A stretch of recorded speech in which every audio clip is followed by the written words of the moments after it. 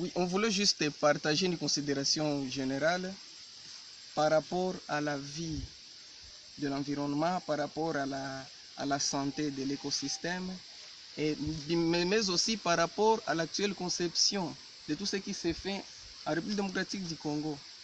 Nous allons voir dans cet aspect ce qui implique la gestion naturelle de l'écosystème.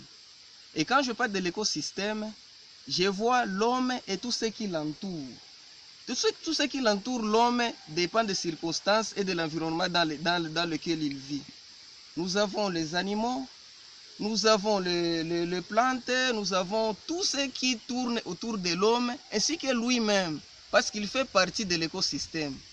Maintenant, dans ce cadre d'idée, nous allons voir comment est-ce que les versants qui jonchent la partie, donc la partie qui est dans le versant du lac Albert, constitue un réservoir nécessaire qui contribue à la régulation donc du moment qui contribue bien sûr à la vie des paysans, bien sûr à la gestion naturelle dans l'ensemble en général. Ici, nous allons voir que dans ce village, il y a plusieurs activités qui s'organisent. Il y a plusieurs activités qui prouvent que l'homme est le premier bénéficiaire de l'environnement. Et quand est-ce que l'homme bénéficie de l'environnement? L'homme bénéficie de l'environnement lorsqu'il tire des ressources qui sont propres à l'environnement et il s'en approprie pour contribuer à sa survie. Ici, nous avons des étangs dans lesquels on trouve des poissons. Nous avons aussi la nature qui englobe des plantes, en tout cas de plusieurs diversités.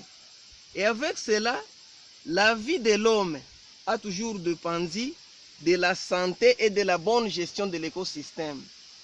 Ici, nous avons cette plante qui est un médicament, tout comme les autres là que nous sommes en train d'observer. Et dans ce cas d'idée, l'homme est bénéficiaire numéro 1. Nous avons intérêt à pouvoir protéger l'environnement. Ici, nous avons des arbres qui concourent au bien-être de l'homme. Nous avons assez d'activités que l'homme organise. L'homme travaille normalement dans la gestion de la survie, il travaille dans l'aquaculture, il travaille dans l'agriculture, il travaille également dans la transformation de la terre. Mais dans les cas sous examen, bon, heureusement qu'il n'y a pas de pêcheurs ici qui peuvent nous montrer à suffisance ce qu'il faut faire. Mais avec cela, nous sommes en train de comprendre que l'homme dépend toujours de l'écosystème en général.